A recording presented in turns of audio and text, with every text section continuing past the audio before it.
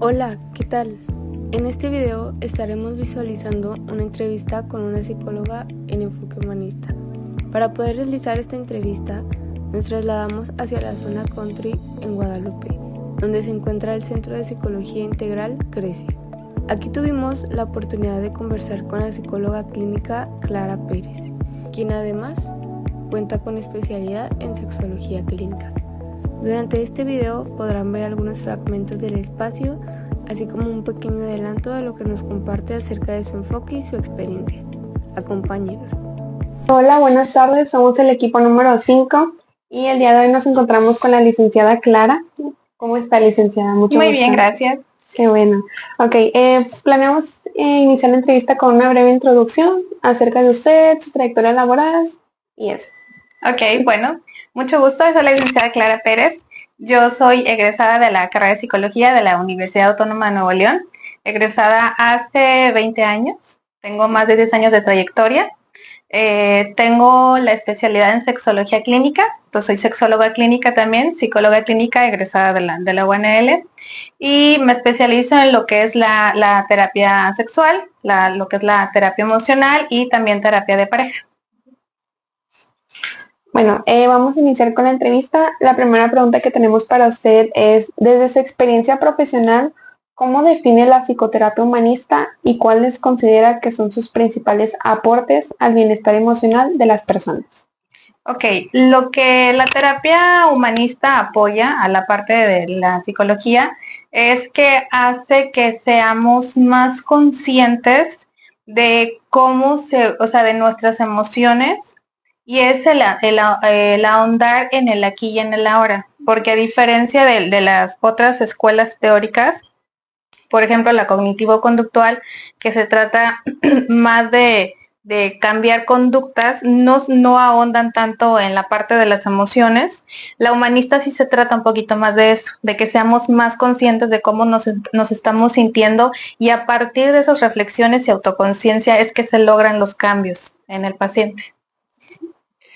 La siguiente pregunta es, ¿en qué aspectos considera que la terapia Gestalt contribuye al autoconocimiento y al desarrollo personal de sus pacientes? Ok, sería a través de lo mismo, porque sería a través de ejercicios donde el paciente se confronta con lo que está pensando o con emociones que tiene resguardadas, porque se hacen ejercicios, por ejemplo, la silla vacía, donde el paciente tiene que imaginar que está hablando con esta persona que en ese momento, claro, en el momento de la terapia no está presente, pero se imagina que tiene enfrente a la persona con la que tiene algo pendiente, y entonces a partir de ese ejercicio entra en contacto para darse cuenta de lo que no ha podido revelar fuera, de lo que el mismo paciente se ha permitido sentir.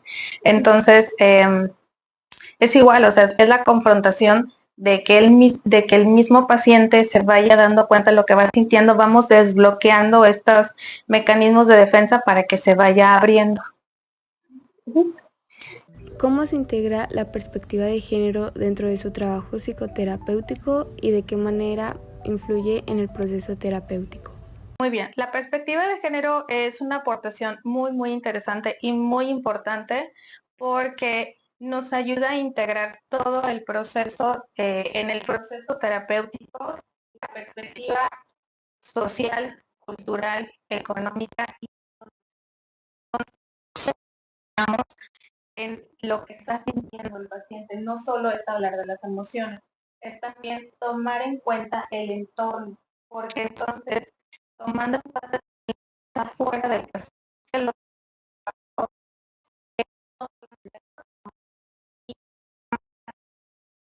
lidiar con eso que está fuera de su control. Entonces, por ejemplo, para tratar temas de violencia, para tratar, por ejemplo, temas que tienen que ver con la sociedad nos pone a través de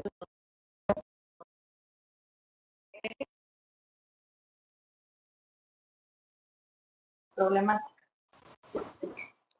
En su práctica clínica, ¿cómo se aborda el acompañamiento emocional desde el enfoque humanista cuando existen problemáticas relacionadas con la sexualidad o la identidad de género?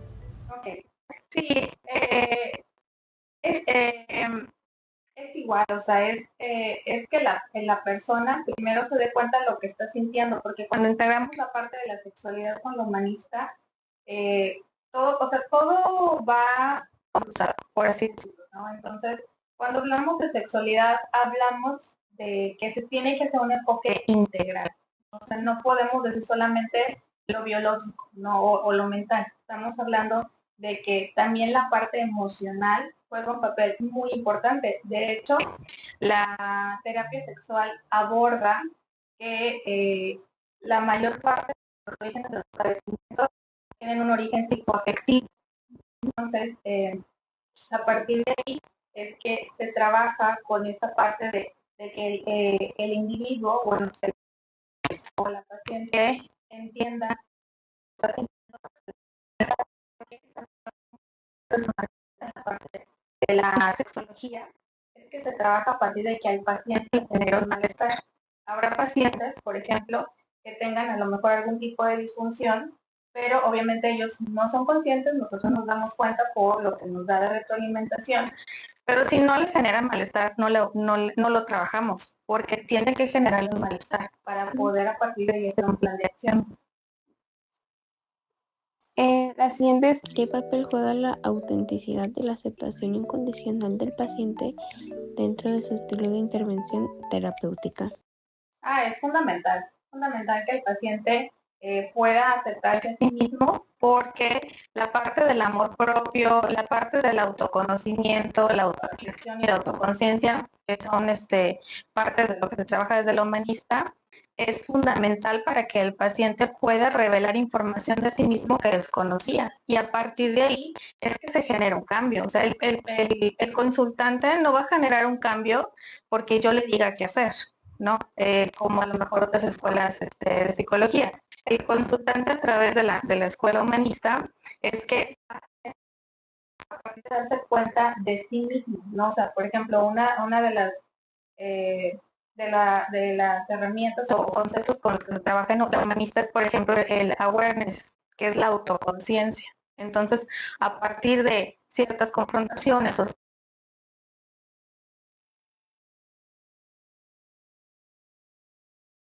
relación de sí mismo, que le ayuda a irse dando cuenta, entrando a esa parte de aceptarse a sí mismo, ¿no? Y a partir de que se decir, oye, acepto las cosas como son, o no me gusta cómo se han estado manejando hasta ahora, y entonces ahí sí ya hago un cambio. Entonces, por eso la parte de la autenticidad y el conocerse a sí mismo es fundamental para la parte humanista. y bueno, la última pregunta por mi parte sería, ¿Podría compartirnos cómo se combinan sus conocimientos en sexología clínica con los principios de la psicoterapia humanista y la terapia de Gestalt? Ok, pues como les comentaba, se trabaja más que nada en mucho la parte de la autoconciencia, ¿no? O sea, con la sexología es trabajar con toda esta parte de aceptarnos a nosotros mismos. La sexología, la sexualidad humana en general es muy diversa.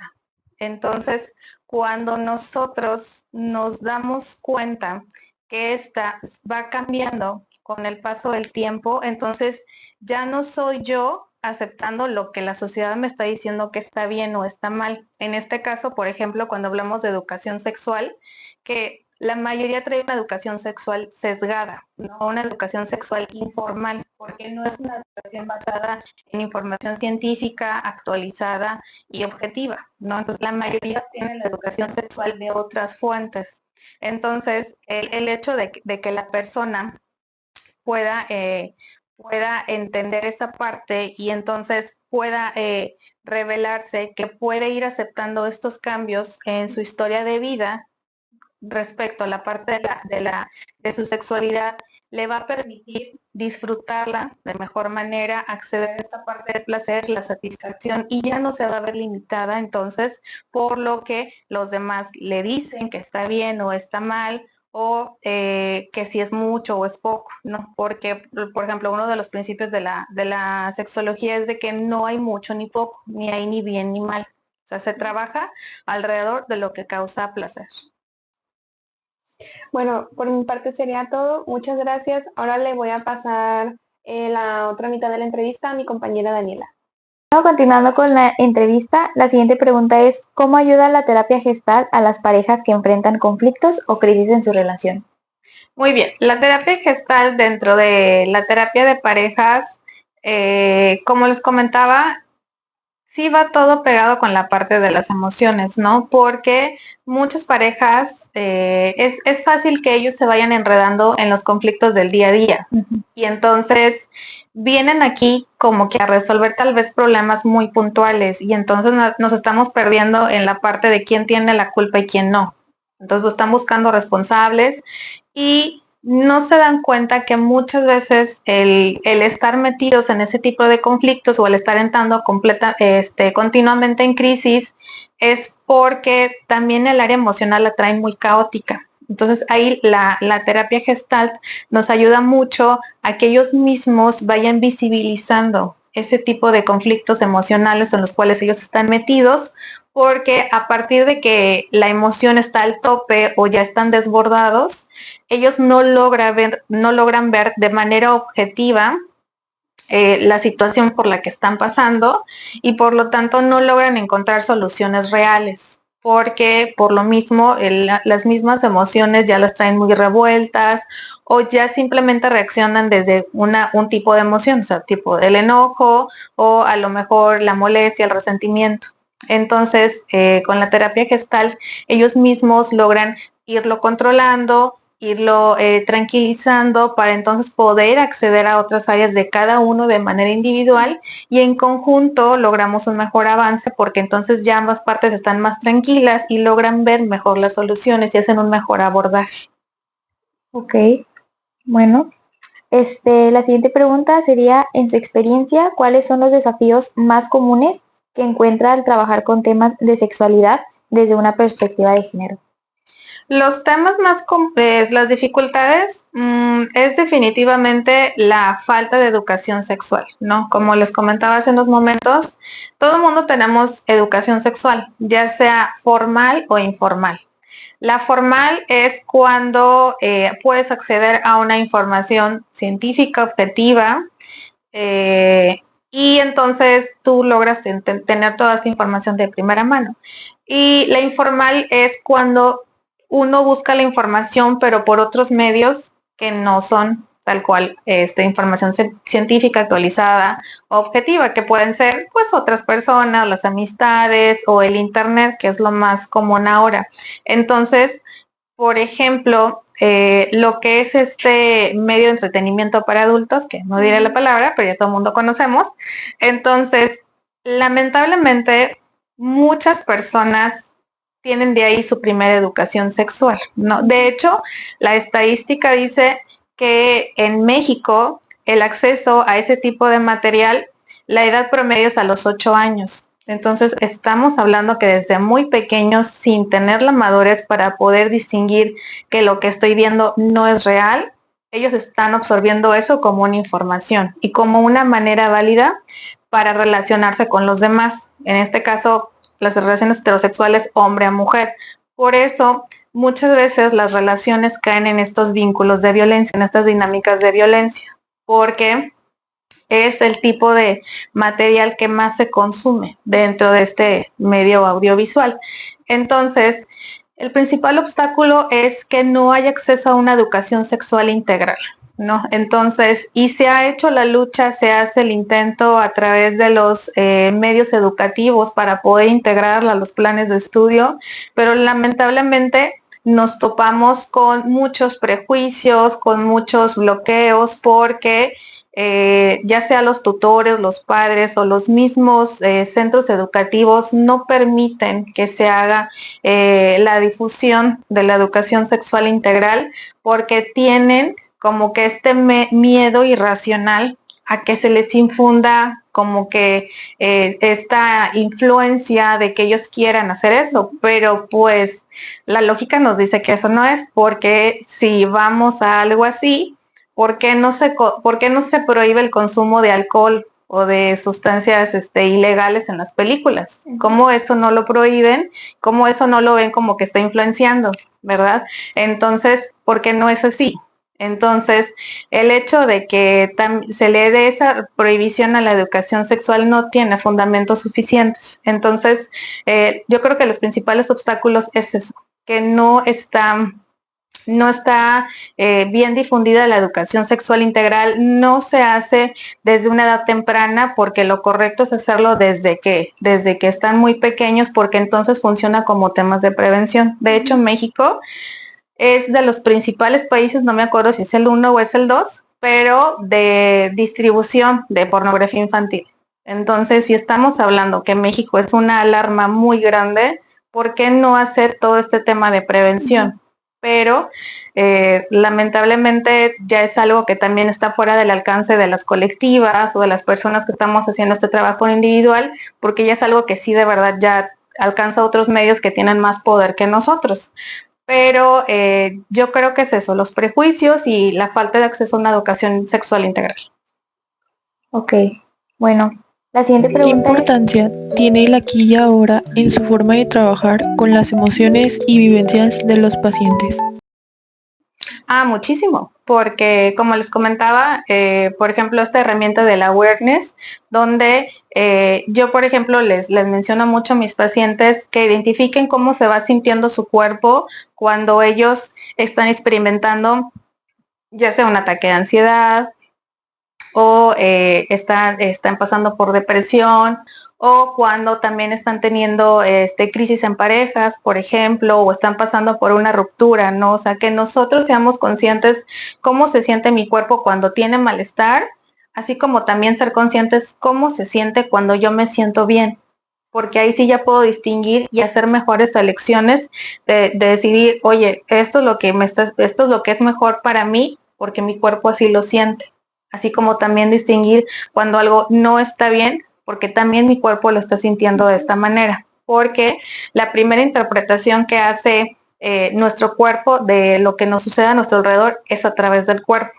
O sea, no es la emoción. Primero lo paso a través del cuerpo y después mi cerebro lo interpreta y le da un nombre. Pero siempre es primero a través del cuerpo. Entonces, el aquí y ahora funciona perfectamente para que la persona se dé cuenta cómo lo estás sintiendo. Porque no es lo mismo decir, siento esto, y a lo mejor te puedes confundir y no sabes qué nombre darle a lo que estás sintiendo. Pero lo que sientes, ahí sí puedes distinguirlo como que es malestar o se siente bien, eso claramente. Entonces, cuando el consultante logra distinguir cuando algo sí está bien para mi cuerpo y algo ya no está bien, entonces ahí sí yo puedo distinguir qué actividades o con qué temas me puedo relacionar mejor o con qué vínculos me quedo que sí le hacen bien a mis emociones, a mi bienestar mental.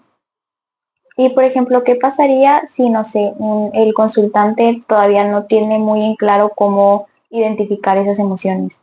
Es más complicado guiarlo hacia pues estas actividades para relajarse o una cosa así, por el estilo. No es tan complicado porque de entrada la persona que viene aquí ya es una persona que está abierta a trabajar con la parte emocional. Entonces, por ejemplo, cuando se tiene desde la primera sesión se hace el encuadre, donde entonces les explica la manera de trabajar y desde dónde se trabaja. Entonces, desde ahí la persona ya tiene que entender que vamos a ir eventualmente llegando a esa parte. No, es cierto, no todo mundo tiene esa facilidad para poder distinguir cómo se sienta nuestro cuerpo, pero hay ejercicios que se pueden realizar, se pueden mandar para que el consultante los pueda realizar en casa y de esa manera pueda distinguir entonces cómo se va sintiendo su cuerpo. Es como esta parte de sensibilizarse a distinguir cómo se va sintiendo diferentes emociones o, como les comentaba, malestares o el bienestar en su cuerpo. Entonces se puede trabajar también a través de ejercicios. Ok. Bueno, la siguiente pregunta es, ¿cómo fomenta en sus pacientes la responsabilidad personal y la autoconciencia, valores centrales del enfoque humanista? Ok. Pues se hace a través de la conciencia de cómo se están relacionando con los demás. O sea, que ellos mismos se vayan dando cuenta de la calidad de sus vínculos, ¿no? Porque no es lo mismo yo estar diciendo, oye, continuamente tengo parejas que me son infieles o tengo estas amistades que constantemente me sacan de sus planes o no me incluyen o tengo una mala relación con mi familia, ¿no? Y entonces, pues la culpa es externa. Yo no me estoy haciendo consciente de lo que estoy haciendo. Entonces, se les hace el trabajo de, oye, pues mejor ve pensando qué es lo que se está repitiendo, cómo ves tú tus vínculos, a través de dónde te estás relacionando, para darte cuenta primero qué es lo que tú estás llevando y luego a partir de ahí se les hace una psicoeducación para que ellos vayan viendo esta parte de si te tienes que hacer relacionarte de esta manera para que ellos mismos vayan haciendo esa parte de la autoeficacia y vayan mejorando la calidad de sus vínculos. Igual también se trabaja a través de ciertos ejercicios para que ellos vayan, como les mencionaba, abriéndose a esa parte de reflexionar, pensar y hacer esos cambios gradualmente. Ok. Bueno, la siguiente pregunta es, ¿de qué manera su formación continua como maestrante en educación sexual y con diplomados en sexología clínica y psicoterapia gestal han enriquecido su práctica profesional? Ok, la formación continua es algo que es muy importante para el ejercicio de la psicología, porque el área de la salud mental es algo que constantemente está en desarrollo y en actualización. Entonces, yo sí les recomiendo que si ustedes desean, por lo menos en la parte de la clínica, que es lo que yo ejerzo, siempre tengan esta parte de actualización, de educación continua, ¿no? A mí, por ejemplo, lo que me ha ayudado es por ejemplo, en la parte de la perspectiva de género, antes no la tenía integrada, pero debido a la maestría, que yo estudié, que es la maestría en educación sexual integral, tiene uno de los enfoques es que es humanista, que tiene perspectiva de género, perspectiva de derechos humanos y también integra la parte del género. Bueno, la parte de la perspectiva de género iba, pero cuando hablamos de género también tenemos que hablar de estas dos vertientes grandes, que es el feminismo y es el machismo. Entonces, el integrarlo eso a la práctica clínica ayuda mucho a que entonces podamos ver las cosas de una manera que ya no es tan sesgada, porque no es lo mismo que acuda conmigo una paciente que me diga que entonces ella se siente muy mal porque entonces la pareja no le da detalles, no es amorosa con ella y entonces él le dice que su lenguaje él le dice que su lenguaje del amor, no sé, son actos de servicio y entonces pues ella tiene que conformarse porque así lo he escuchado directamente de mis pacientes. Yo me tengo que conformar entonces con no pedirle ciertas cosas porque ya me dijo que su lenguaje es ¿no? Entonces, por ejemplo, cuando lo vemos desde la perspectiva de género, hablando del feminismo y del machismo, entonces estamos hablando que es una persona que no está dispuesta a negociar, que es una persona que no tiene flexibilidad para poder entender las necesidades que tiene su pareja dentro de la relación. Entonces, si no tuviera esta perspectiva de género, yo podría decirle, pues es que tú tienes que aceptar lo que él te está dando, porque sí te está queriendo, pero de otra manera. Estoy también invalidando lo que ella está sintiendo. Entonces, estoy haciendo lo mismo que le está haciendo la pareja. Entonces, al tener actualizadas la formación, podemos lograr ver más allá. Entonces, incluso ustedes si lo pueden ver ahora en cómo se va moviendo la información en el mundo, ustedes pueden darse cuenta a través de los medios que la lucha feminista es algo que cada vez va tomando más influencia y más visibilidad, porque el que se pueda dar voz a las mujeres que han sufrido maltrato, que han sufrido violencia y que de verdad podamos entender que ellas han sido víctimas de las injusticias del sistema patriarcal, de la parte donde ellas han sufrido violencia, invisibilización de manera sistemática por los sistemas, por la sociedad. Entonces, nosotros logramos entender que lo que la persona está sintiendo no es fruto de que haya un desequilibrio en la persona o en la mujer o en la niña que sufrió algún abuso, sino que simplemente alguien más que abusó de su posición de poder hizo esta parte de dañar a la persona. Entonces, cuando logramos entender esto desde una perspectiva de género, podemos entonces descentralizar la culpa de la víctima, porque si nosotros no somos quienes damos esa parte de escucha, ¿quién lo va a hacer? Ellos vienen aquí para ser escuchados, para ser atendidos. Entonces, si nosotros volvemos a revictimizar, entonces ¿quién le va a ayudar? Por eso es importantísimo que el tener esta actualización constante ayuda a que nosotros podamos brindar esa ayuda que la persona necesita, porque muchas veces ellos no tienen absolutamente a nadie. Me ha tocado pacientes que ellos, la familia les da la espalda, la pareja les da la espalda, los hijos están en contra. Entonces, este es el único espacio que tienen seguro para poder hablar y ser entendidas, ¿no?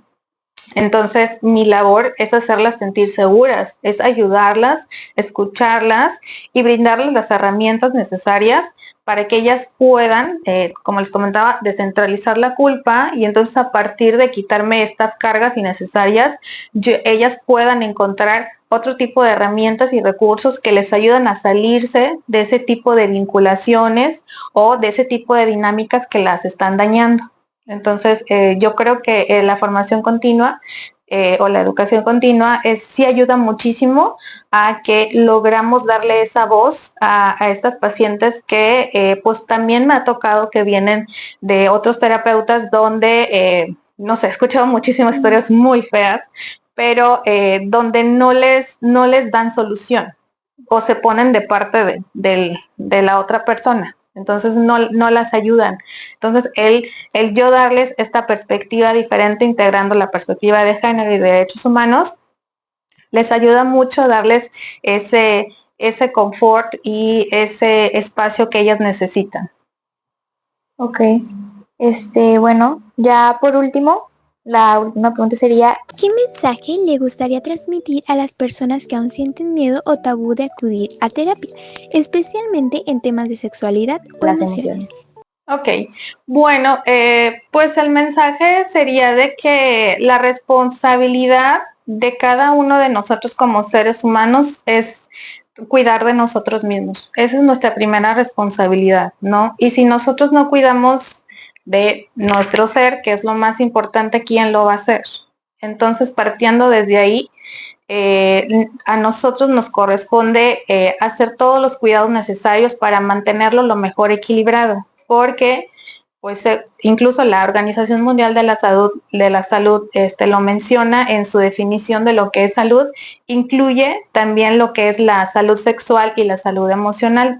Menciona que la salud no es solo la ausencia de malestar, sino también tener una salud física, mental, emocional, sexual y también del entorno. Entonces también integra la parte del entorno. Entonces que nosotros podamos ser conscientes a través del trabajo interno y consciente de cada uno de nosotros qué tanto es mío, qué tanto es del otro, ayuda muchísimo a que entonces yo me pueda aprender a quitar estas cargas, culpas o cargar con vínculos que no me vienen a ayudar a crecer.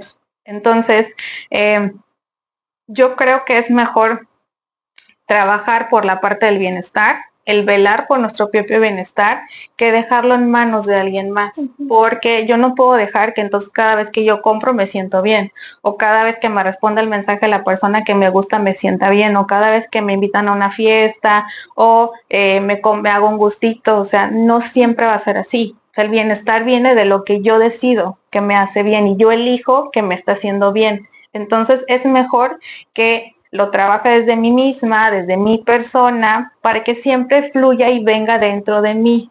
Entonces el dejarlo en manos de alguien más es algo que es intermitente y es inestable. Por eso la parte de abrirnos a las emociones, de tener la terapia es muy importante, porque nosotros logramos visibilizar eso, logramos entender que entonces el yo estar esperando que alguien me invite, que alguien me diga que me veo bien o que alguien reconozca mis logros, no es la parte que yo necesito para sentirme bien. Tiene que venir dentro de mí, que la validación viene de mí misma y que esa parte de la autoaceptación la puedo alcanzar a través del contacto de mis emociones, de esta parte del conocimiento que se logra de la mano de la psicoterapia. Ok, bueno, muchas gracias por su tiempo. ¿Le gustaría agregar algo más?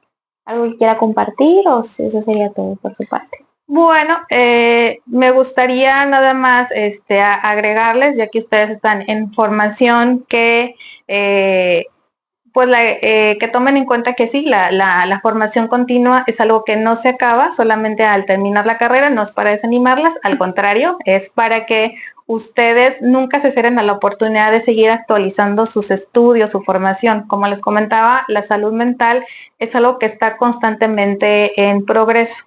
Entonces, que ustedes logren siempre tener esa actualización es para que también mejore mucho su práctica clínica y ustedes también puedan dar un mejor trabajo. Recuerden que el trabajo clínico que ustedes hacen es un salvavidas para alguien.